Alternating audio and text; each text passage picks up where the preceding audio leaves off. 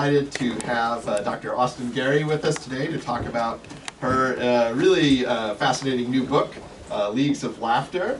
I'll leave it to her to talk about it and explain what it is, but she is currently a visiting assistant professor in focused inquiry at Virginia Commonwealth University and has her PhD in anthropology from the University of California, Los Angeles, or UCLA. And is also director of the Education Corps Ukraine, which is a nonprofit organization that connects Ukrainian serving organizations within the English as a foreign language teaching resources. We were also very happy to have had her here as a visiting scholar in our Petrock program for a good part of this earlier year. We're delighted to have you back, and we look forward to hearing more about the book. So I think the format will just be, Austin will talk about the book for the first half, roughly, of the session. Then the second part of the hour, we'll just open it up for discussion, questions, answers, and we'll just be informal, so if people want to go out and get a coffee or something, feel free. I think I'm just going to shift over there so I can see the slides, and Sure. I'll turn things over to you. Well, thank you so much for having me. It is really nice to be back here, and as you were talking about, it is a very kind of cozy space, and thank you for not only coming to hear about this book, but for coming out in this weather. Okay. So the book is about comedy in Russia and Ukraine from the 1960s to the present day, competitive team comedy. But the core argument of the book is actually about the reproduction of tradition and how at the micro interactional level we can actually see people orienting towards particular moral frameworks, particular value systems, and negotiating those value systems, reproducing not only the activities, whether that's comedy or whether that's Irish folk dancing, but actually the values that go along with those activities. And my argument is that the traditions get reproduced not just sort of automatically because people don't have anything else to do, but because they prize the traditions that are associated with the activity. I'm going to talk more though in this talk about the parts of the book that talk about changes in team comedy in 2014 after Russia's first invasion of Ukraine, and in 2022 after the full-scale invasion. I also kind of want to make a case for discussing comedy at all. When the fates of millions are discussed in terms of drone production and international leverage and missile superiority, it's hard to make a case for the relevance of comedy, but humor matters because people continue to create it, and it matters because people still find significance in it. Humor offers hope, and without hope, there can be no fight. So this slogan, "We laugh so we don't give up, and humor is our weapon," is something that's been repeated quite a lot since 2022 in Ukrainian team comedy. And the weapon is morale, and the weapon is almost like a tool of information warfare, because one of the things comedy does is represent reality and show people representations of reality that are positive, that aren't Russian narratives, and that counter Russian narratives. But first, I need to backtrack a little bit and talk about what is KVN, Klub Veselik and Nahodchivых, or Club of the Cheerful and Quick-Witted. And it started in the 1960s actually as a game show. So it involved a lot of improvisational tasks and humor secondarily, but it really took off in the 1960s. Students really liked it, partly because it was live and because it was funny. So this was a contrast to ultra-scripted, ultra-censored Soviet media. By 1961, by 1963, Odessa already had a student league, but by 1961, there were Moscow leagues, independent of anything happening on television, just students playing in city leagues and students playing at the university level. And this is a very famous team from Odessa that was playing in the early 1960s. So the game is a mix of improvisation and improvisational tasks and sketch comedy. So skits that have been prepared in advance, and it gets scored like figure skating. So people get numbers, and it's not individual, it's not stand-up, it's teams. So there's not really a good analog to this in the United States or in Anglophone comedy, but if you can imagine something like figure skating, except that it's teams performing skits, and that's the competition. This activity is where Zelinsky got his start. This is how he rose to fame. This is in 2017 at the League of Laughter Festival in Odessa. He competed at the highest sort of pro levels in Moscow for about 6 years. And just kind of to show you what he was doing when he was 24 in 2002, here's a flashback.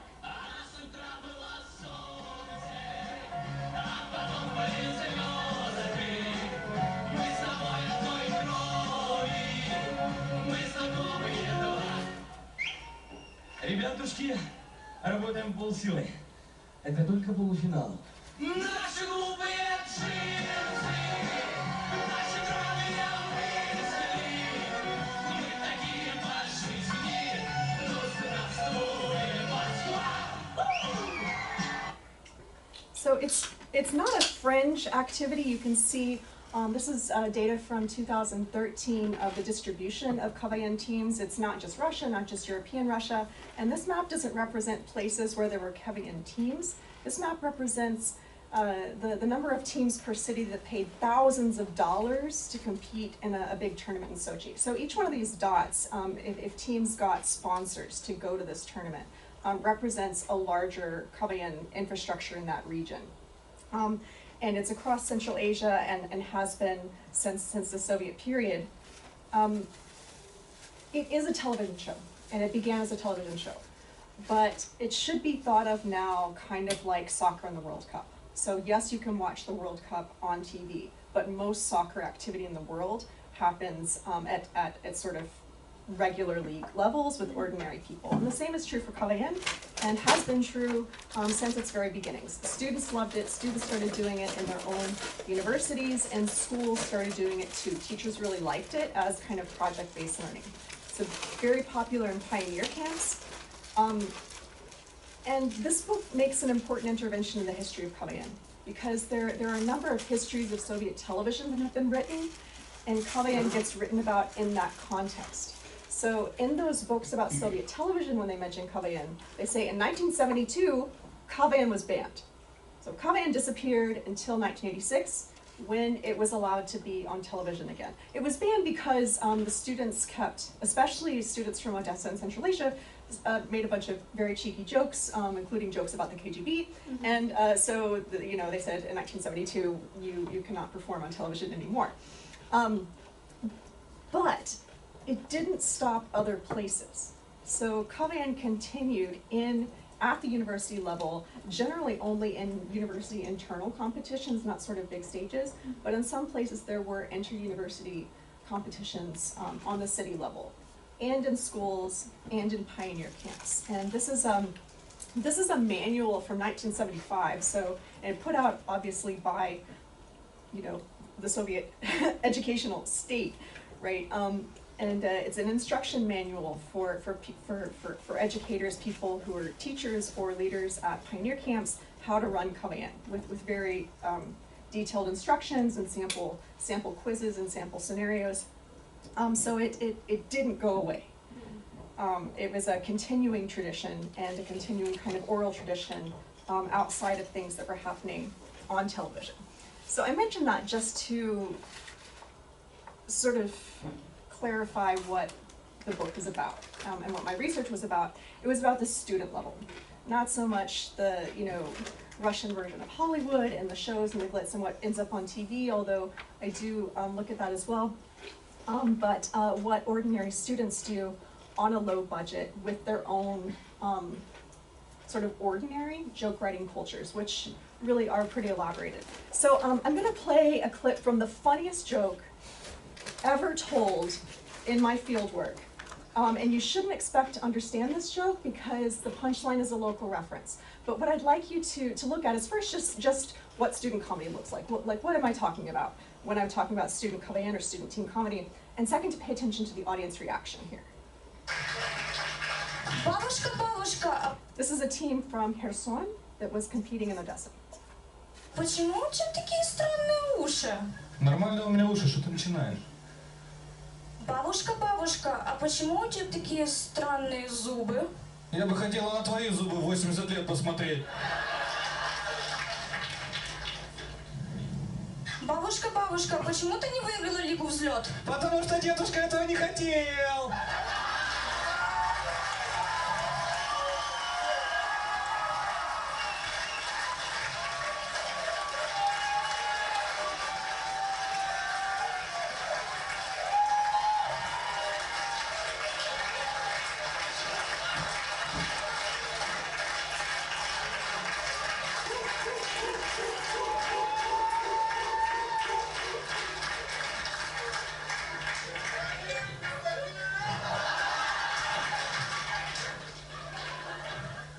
So, I explain why that joke is funny in the book. I won't go into it all here, but the point that I wanted to make is that this local humor with local references, people considered it always funnier than the pros that were on TV because they were able to make more complex jokes. You could have a joke sort of on one level and then also a bunch of inside jokes that added complexity and therefore humor. But I'm going to skip ahead to changes in team comedy in Ukraine after Russia's first invasion in 2014. So the Soviet leagues were Moscow based. The sort of ones that were the pro leagues that would get you onto television and things like that were based in Moscow. And this is another chart of team distribution at that 2013 Sochi Festival, and you can see the red dots for the number of teams per city in Ukraine that went to that festival. But after 2014, the Ukrainians were not going to go compete in Moscow or anywhere in the Russian Federation. And you can see that in 2017, there were no teams from Ukraine except from the occupied areas. So in the Donbass, in Crimea, there were teams that competed for very pointedly political reasons. Interestingly, in 2017, there were teams from Luhansk competing both in the Moscow competitions and in the Ukraine-based League of Laughter competition. So, in 2014, two leaders in the Moscow-based top league, Andrei Chiburin and Naum Arulia. Andrei Chiburin was kind of like the chief editor of KVN Top League in Moscow. They were both Ukrainians. So after the annexation of Crimea, they both left Moscow, returned to Ukraine, and created what's called League of Laughter, which Chiburin doesn't try to say is materially different from KVN. He considers it kind of the next evolution of KVN, next stage in what KVN can be. But it was a separate competitive infrastructure than the KVN leagues that were Moscow based, and with slightly different games, slightly different rules. Chiburin used this clean break as an opportunity to introduce things like more improv into the competitions. Improv doesn't work well on TV because it's not always successful, right? Like you can script things in advance and you can kind of see, is this going to work or not? But improv doesn't always do that, so it's not great for ratings. But Chiburin said, whatever, we're gonna do more improv because this is more true to sort of the intellectual heritage of KVN. So in 2014, Ukraine created its own set of leagues called League of Laughter that would feed into shows that would end up on television, just like in Russia with the Moscow-based leagues. At the same time, though, until 2022, universities and schools had KVN leagues. So operating at the same time and not competing, and those KVN leagues didn't have anything to do with KVN leagues in Russia, but you know, Odessa has had a university KVN league since 1963, and it remained KVN. It didn't sort of switch over and become League of Laughter. In 2022, KVN became too linked to the Soviet past for people to want to continue to participate in something called that. But in 2017, this was possible. That said, after 2014, you see a shift in comedy about Russia, usually though directed at heads of state, and Russia as a kind of abstract enemy, not a sort of overarching us-them calculation about Russians versus Ukrainians. So you see jokes about The Best Day of My Life, today they buried President Putin, or this one from 2016.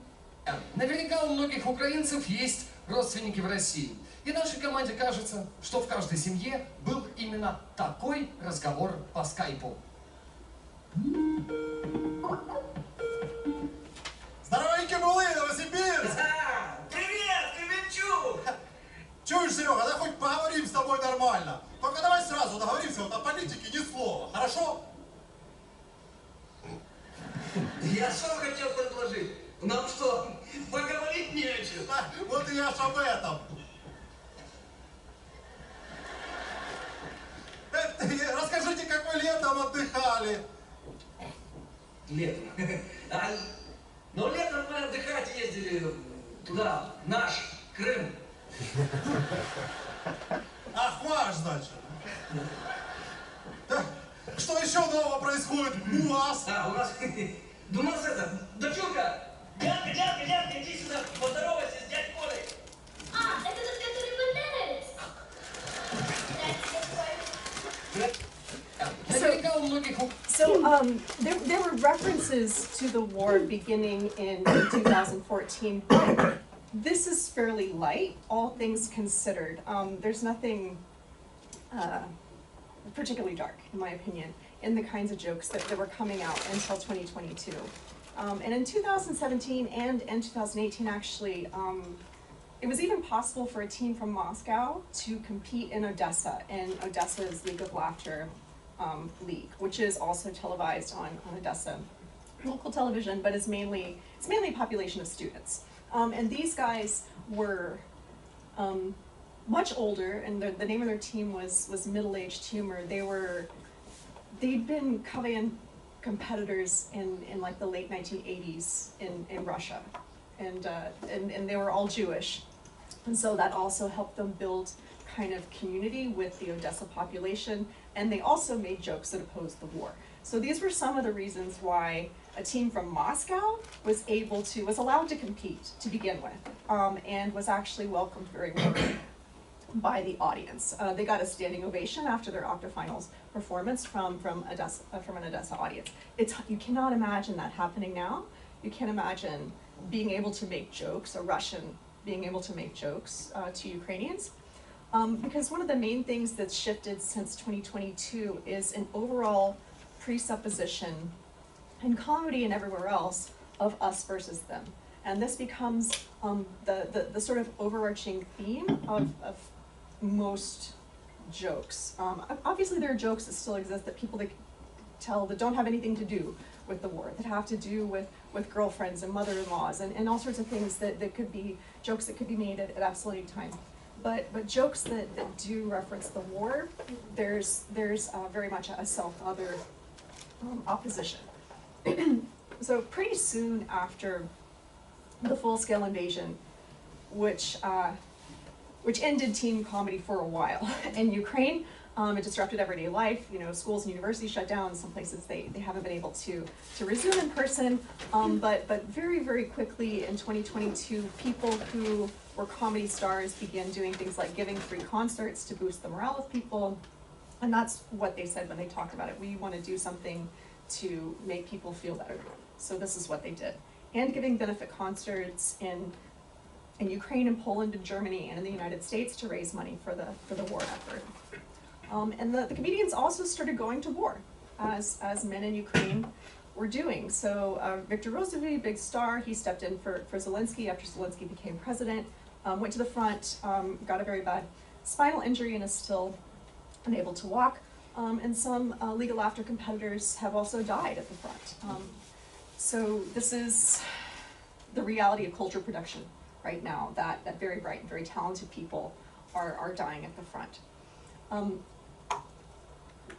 When we look at the post-2022 jokes that are about the war, they really fall into three categories.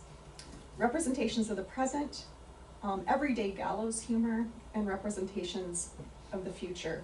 And all of these skits frame reality either in a way that references a Ukrainian imagined community, or that gives hopeful representations of current events. So there are jokes and skits on themes of Russian prisoners, on landmines, on generators and air raids. This is a team, a school team. So these are all high school students who are competing in League of Laughter. They're called Odessa Online because they were studying online for the pandemic. And then the full-scale invasion, they were still studying online. But they were comparing their lives in 2020 to their lives in 2024. And so in 2020, to sleep well, they would use a teddy bear. In 2024, they snuggle a picture of Budanov because Budanov keeps them safe and allows them to sleep. In 2020, they would use those little silicone anti-stress things, and in 2024, they can relax when the air raid ends. And in 2020, they had Russian language as a school subject. In 2024, they've crossed out language and written Russian worship, right? So obviously, shift in theme. The comedy also became quite a bit darker for probably understandable reasons.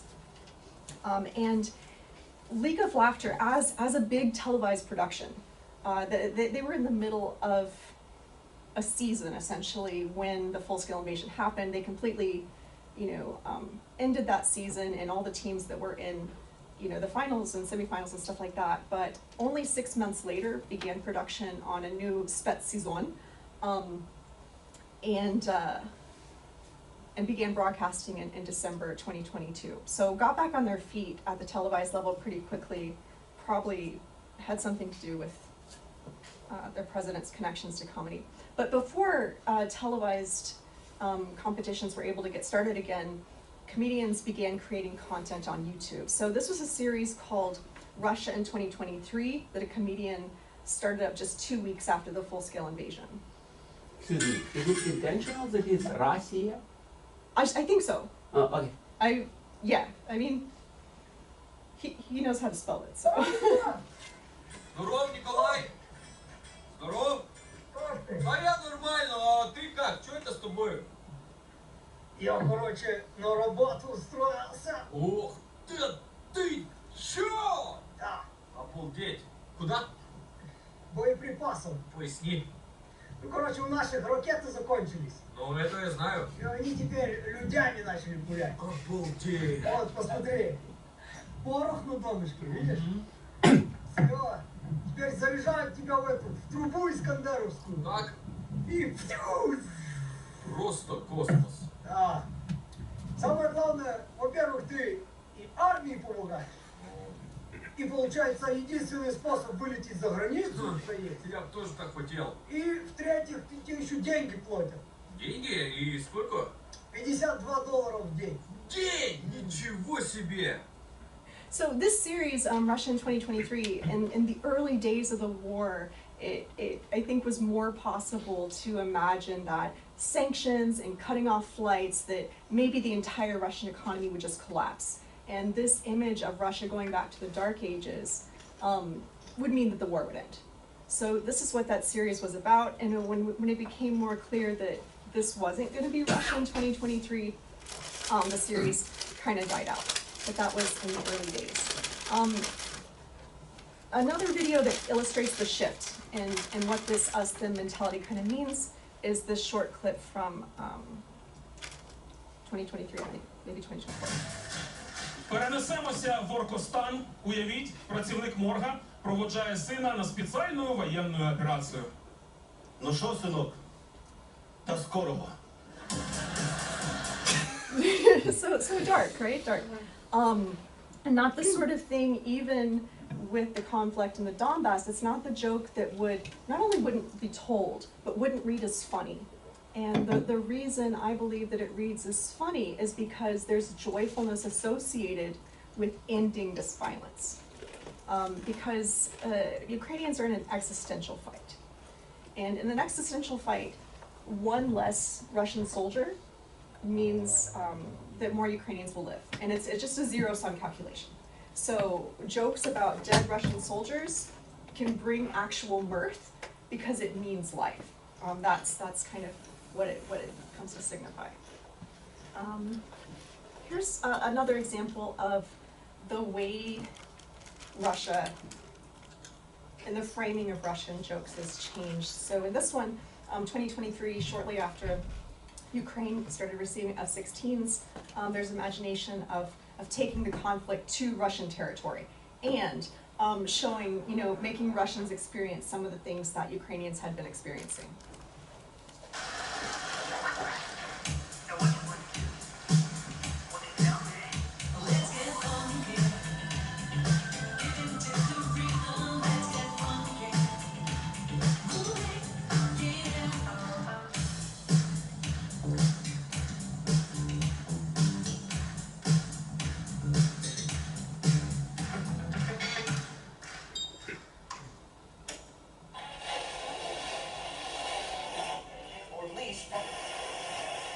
Русское радио Российской России.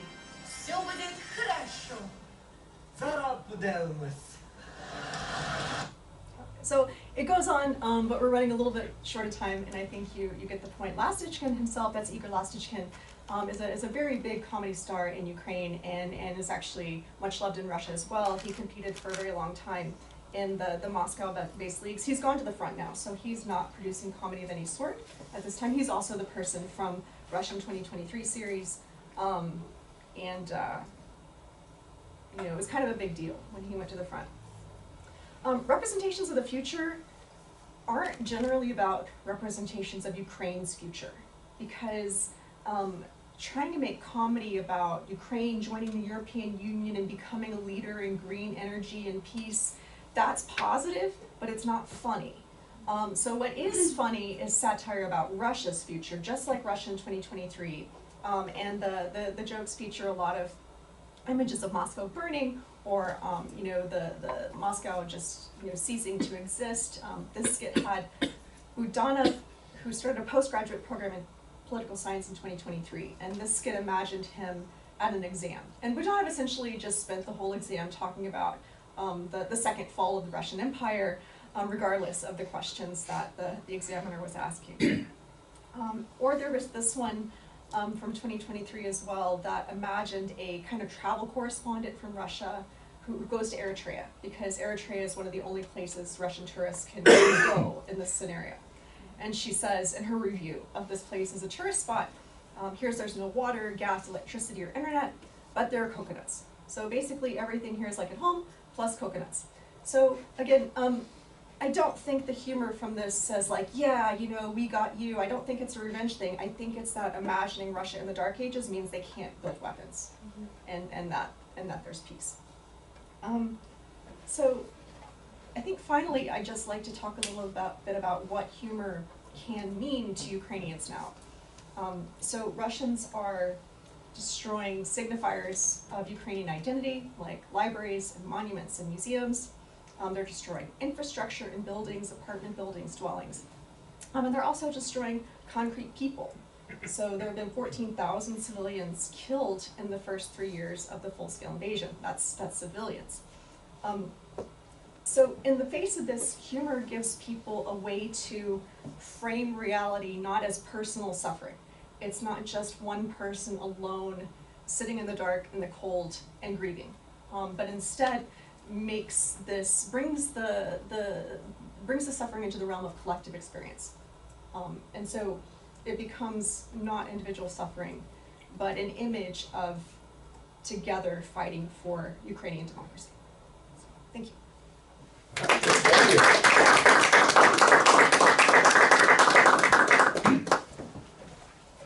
All right, yeah, this is terrific. Maybe I will just open up with one question. I have a lot of questions, but maybe just to, as you your maps nicely demonstrated, right? And it was a pretty broad phenomenon. At one point, I realized, there are teams even in like Israel, which I hadn't known.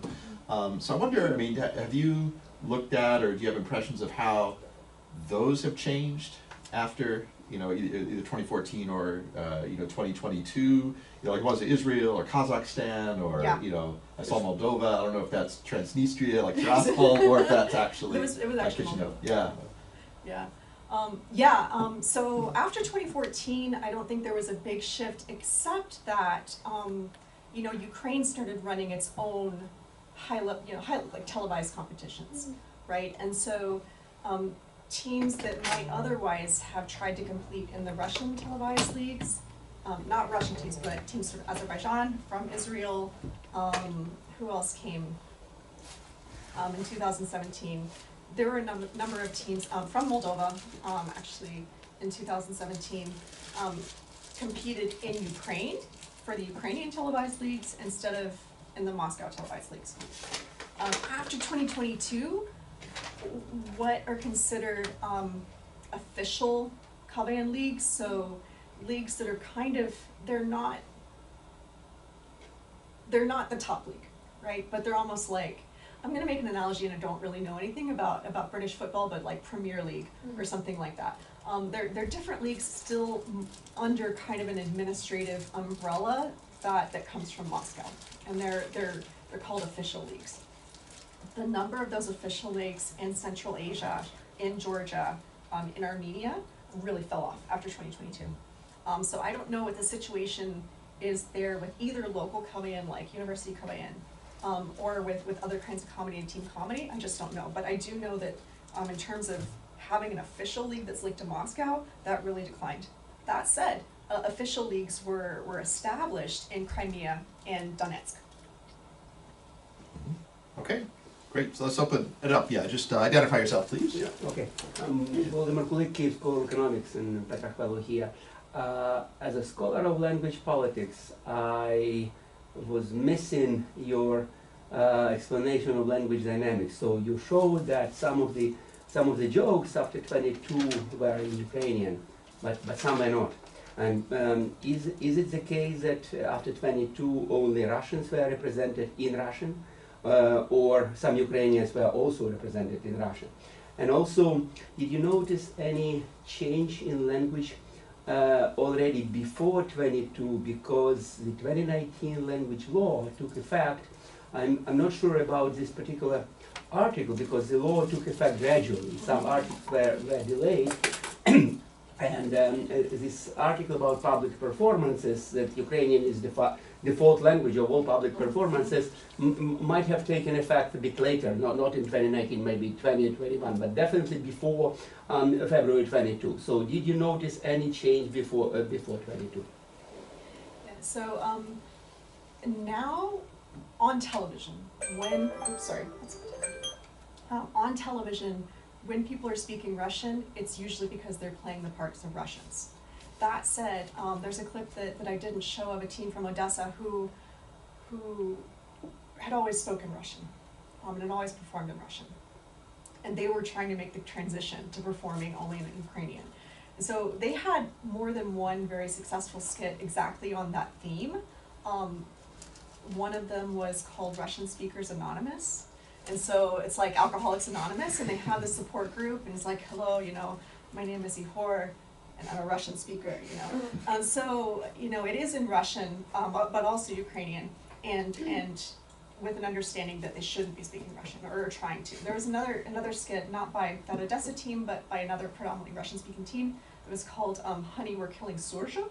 If you know the series Honey, We're Killing the Kids, where it's like, social workers or professionals come in and try to solve the family problem. So the professionals came in and tried to figure out a way to cure the son of speaking Surzhyk and speaking pure Ukrainian instead. I will say that the people that I knew, when I was doing my field work in Kharkiv and Odessa, the teams and the editors all spoke Russian, and the performances were almost exclusively in Russian.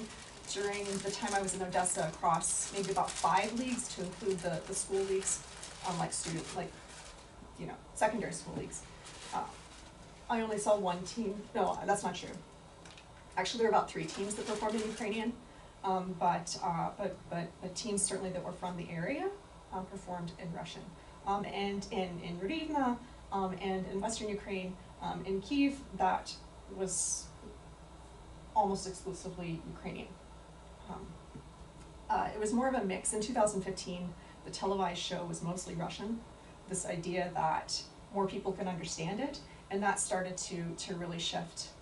So there was a gradual change to Ukraine dominant and not having teams compete in Russian before 2022. Now, like as you noticed, if someone's speaking Russian, it's because they're playing a Russian character. Yeah, but on the local level in Odessa and Kharkiv, the performances were Russian.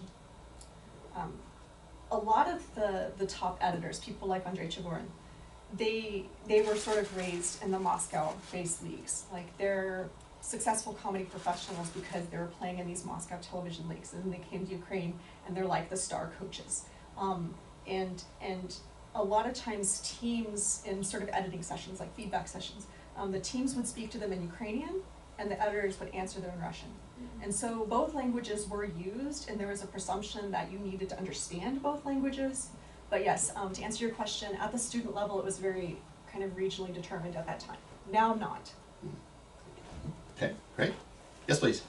So I'm curious about the other. Sorry, you said the other players. Oh yeah, sorry. Yeah, sorry. Ágoston Mocsik from the Hungarian American Coalition, and so I'm curious about the other side of the perspective, the Russian comedy part. Like, I mean, we probably have less information. It's a more closed system, but like, are there any comedy shows that allow nuance and like somewhat criticizing the war effort, or is it like a full-on propaganda kind of comedy thing? Yeah, the latter.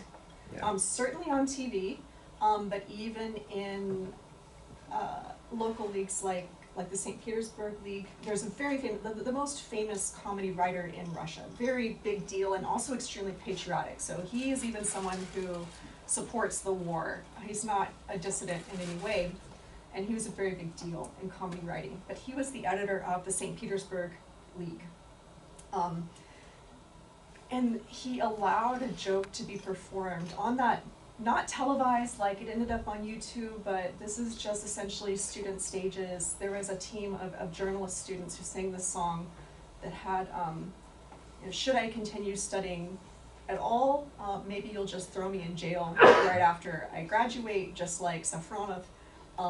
So Safronov was a journalist who got 22 years in prison, I think because he was referencing the war. And the students got in trouble, like nothing life-changing. They didn't get arrested or anything like that, but the students got kind of spoken to and maybe even suspended. But X was fired as an editor, and he's not working actively in KVN anymore for that reason. He was a huge leader in KVN in Russia. I don't know what's happening on the local level. It was always the case. You know, if we think back to that period, 1972 to 1986, when KVN was only on the local stages, what people told me about that time is we were free to criticize the state, you know, within regions, because there would be KGB informants and stuff like that, but that they were relatively free to use KVN comedy space as a way to make, as a way to criticize the state. And I suspect that the same thing is happening in Siberia, that particularly if they're criticizing the state, those kinds of performances aren't going to get recorded and put on YouTube, which is theoretically blocked anyway, or RuTube, that those are going to be fairly for internal audiences. For stuff that's gotten out, I don't mean like leaked, but I mean for stuff that I have seen about local performances, people will do things like satirize censorship itself. So there was a team from Irkutsk that they said, well, as you all know, censorship is getting stricter and stricter. And so we're going to replace all the curse words in this skit with names of famous places in Irkutsk. So they just did a skit where normally, like, you have to sort of like thuggy groups that are insulting each other and using a lot of, you know, like profane language, and instead of using the bad word, they would say something like, and you, Magnolia grocery store, you know, something like that. And the thing is, everyone understands that the censorship that they're talking about isn't censorship of bad words. That the censorship that the skit is about is state censorship of what they can joke about. And they're like, well, we're pretty constrained here. On television, televised KVN, you've seen some of the same things. There was a team that they showed just like 10 seconds of some news clips. And the news clips were all really negative things, like Russia economy falling and more dissidents, dissidents arrested, and no electricity and, you know, rising inflation. So all, you know, really bad things, and all bad things that were a direct result of the war. Definitely, pretty much no one talks, people that talk about the war do it in a, like, woohoo, we're in Don, you know, we're glad that we're from Donetsk and we're glad that we're members of the Russian Federation now. Like, that's the only time that the war special military operation would even be mentioned, like, at all. But all of these events happened because of the war. And they didn't mention the war at all. In fact, all that they showed was Russian Channel 1's own broadcasts. So, like, you can't tell us that we're in trouble for just replaying stuff that's already been on TV.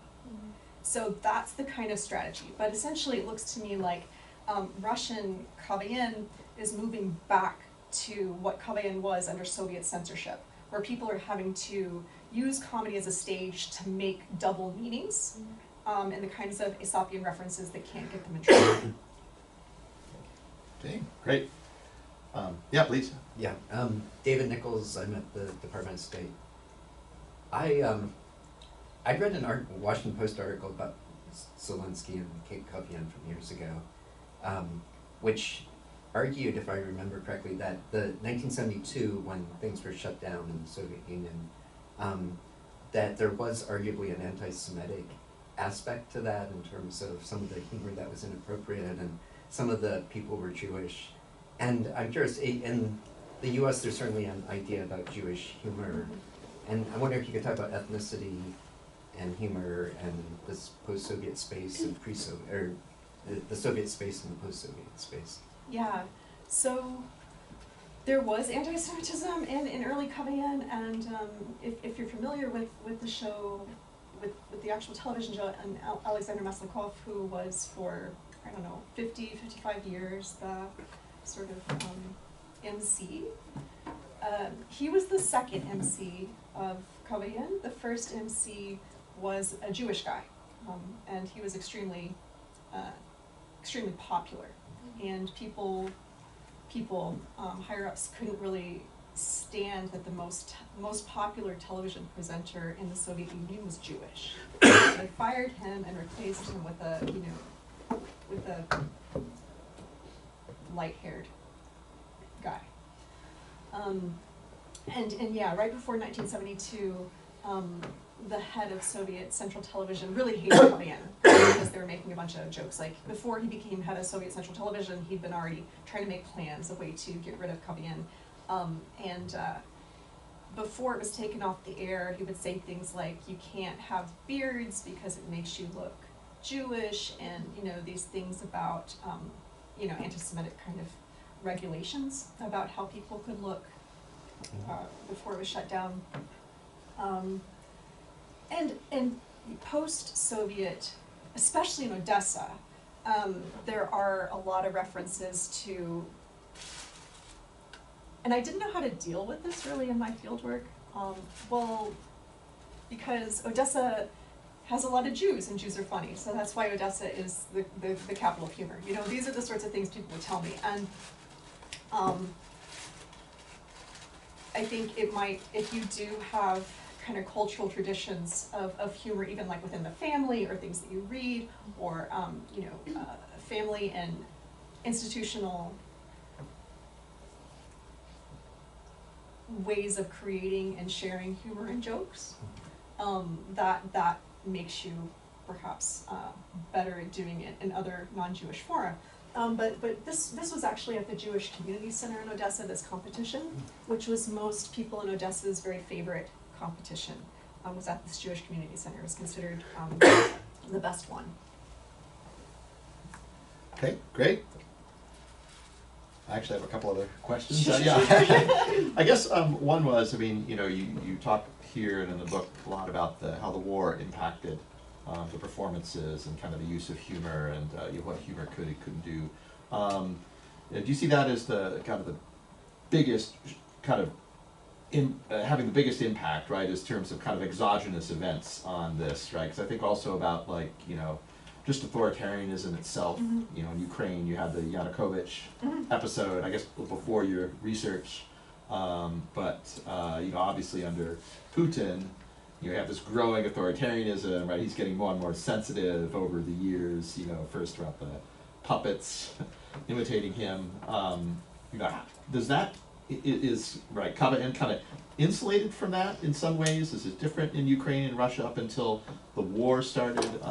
Just how would you describe kind of the impact of politics on Well, Ukraine? especially given the tradition, the traditions that KVN had, which was it got stronger under censorship and really thrived because of censorship. Because when it started in the Soviet Union, people that wanted to complain about the government, they couldn't write an op-ed. That wasn't possible, but you could talk about it in KVN if you did it obliquely and using double meanings. So that's the tradition of KVN, and authoritarianism makes KVN stronger because it becomes a place for civic discourse.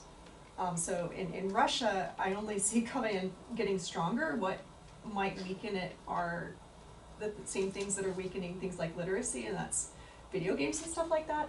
But I don't really think that KVN popularity or participation is dropping off in Russia. During my fieldwork, there was a huge split, though, between the kinds of jokes, even at that time, in 2017, the kinds of jokes that got told in Russia and the kinds of jokes that got told in Ukraine, because there was censorship of things like you couldn't insult, you couldn't make religious jokes, like legislatively, not just like a rule of propriety or something like that. Like you could be imprisoned for making jokes about orthodoxy. And the Ukrainians they said whatever they wanted about absolutely anything. So. And did they do that even like when they were traveling to Moscow? Like, or yeah, yeah. I mean, they didn't Yeah. adjust their own humor, But you know, to not to offend no, Russians. no. In fact, Or Putin. you know, even if you were interested in watching this semifinals 2002 performance, which is on YouTube, the whole thing, it ends, the whole thing is on the one hand like, thank you Russians for inviting us, and you may have heard that at some point Zelensky saying, we are one blood, which certainly wouldn't be said now, but there was a sense of like, we're together, but also you are your country and we're our country, and this thing that was Soviet is over, and they end their song by saying, we want to show the Russians, at some point, people, we have to lead. And I really interpreted that as, Russians, we're making a democracy, and we want to show you how. So I think that there was some adjustment to the audience, because they want to make people laugh, and if you offend the audience, you're not going to do that. But, yeah. Mm-hmm. Okay, great. Yes, another one as a follow-up. First, a little comment about We Are One Blood. Being Jewish, Zelensky might consciously or subconsciously imply that blood doesn't really matter. Mm-hmm. What he meant by blood was actually kind of spirit, or a kind of sense of commonality or whatever, but not really ethnic origin. Then Jews and Slavs were one blood, actually, in this sense. I cannot imagine him making a joke excluding himself from that one blood. Right. And my question is, did you notice any change in Ukrainian humor aimed at authorities and personally the president since Zelensky became president? I read about jokes in Kvartal 95 that they are making jokes about all authorities except Zelensky. So Zelensky was never bad in their jokes. Yeah. So did anything like that was anything like that noticeable in KVN jokes? So in KVN jokes in Russia. In Ukraine, I mean. Oh, in Ukraine. So I can't claim to be an authority on the entire Kvartal 95 corpus, particularly since my focus was in television, and my fieldwork in Ukraine ended in 2017. So things that I saw on student stages ended in 2017, Okay. and a little bit later in Moscow until 2019. the students did, I mean, they poked fun at Saakashvili and Poroshenko and criticized politics, but he wasn't president yet during my fieldwork. Russian Kavayanchiki, when he was elected, did make jokes, I mean, but not cruel jokes, but referenced the fact that a Kavayanchik had become president of Ukraine, and he was a character in Russian skits and things around that time. I mean, just following up on the political angle, of course, this is just like, Zelensky is very interesting, right, in this regard. When you were doing your field work, right, was there any talk of him possibly becoming a political figure, right? I mean, he'd already been in the show, Servant of the People, around that time. I don't know, I wonder, did you pick up on any kind of talk, or how people thought, did they think of him possibly as a politician, or did they just see him purely as a show business, or production kind of guy? I mean, the people that I talked to, at any rate, they didn't talk about that with me, if they were talking about it in other kinds of spheres, but I didn't really get that impression. He was the MC of League of Laughter, so he was like the Ukrainian Maslikov, and he was a big comedy star and a big television producer, and he was around most days. There was a week-long kind of like tournament in Odessa, to decide which teams would go to which leagues, including to select the teams that would go on to the televised leagues. So there were about 300 teams, I believe, at the Odessa Festival in 2017, and if you multiply that 300 times 7 to 10 individuals per team, 1,000 or so students. So a lot of students from all over Ukraine for a week of this tournament. And he was there nearly every day as well, in various capacities and for various lengths of time. So this was a student event where he was talking to the students and encouraging them and telling them about how League of Laughter can like help them in the future and things like that. I think that that's the role that the students that I was working with really saw him in, as a comedy leader, and a leader of their particular genre. That said, the tournament took place in this OK Odessa hotel that had security, like the entrance, and there was nobody that wasn't associated with the festival staying in the hotel or allowed into the hotel.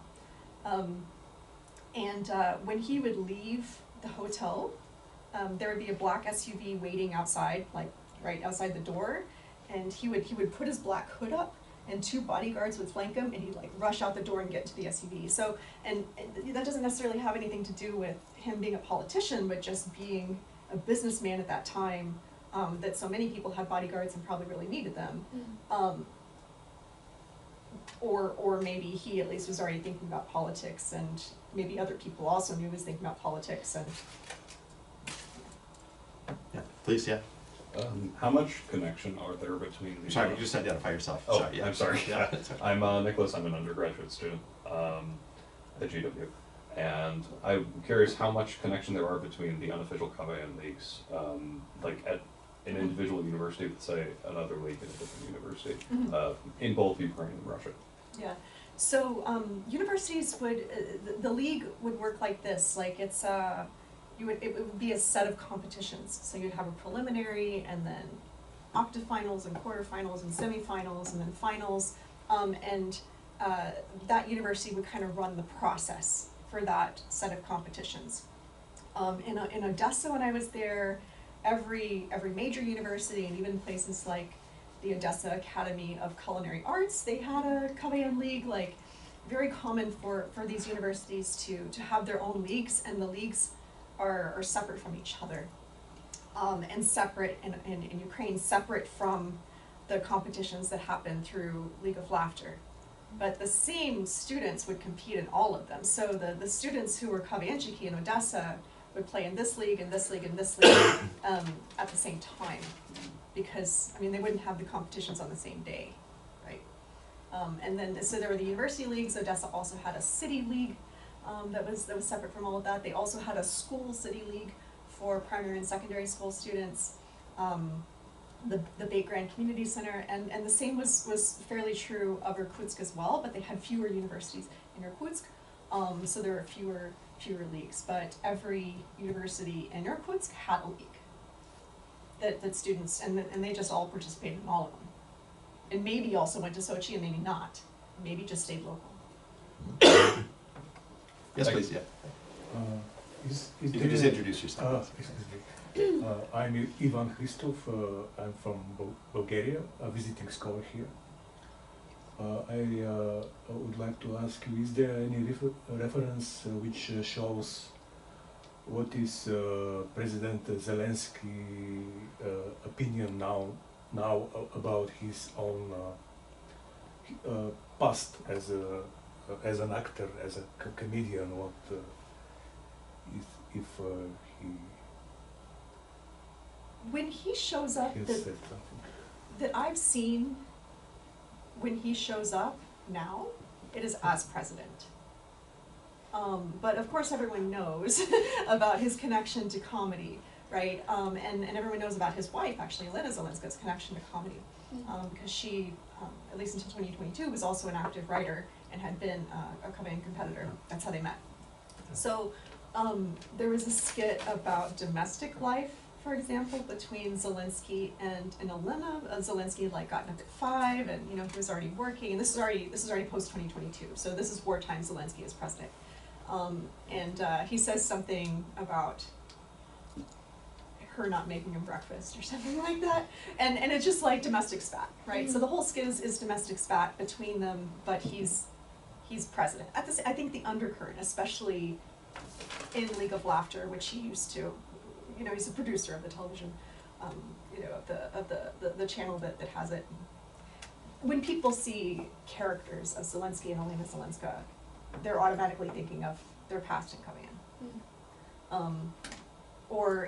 There are a lot of skits actually with him as president, and talking about. There was at some point when some small country, Belgium or something, said, "Oh, we really want to give you weapons too. We want to be like France. And we want to give you weapons," and they gave them like a pistol and a screwdriver. And so the character of Zelensky was like, "Oh, thank you, of course, for the weapons, but maybe you need them more." So he's I think a beloved figure. Honestly, I think he's a beloved figure in this community. But he shows up as in the character of president now that I've seen. All right. Well, I'm afraid we're at the end of our time, but please join me in thanking Austin.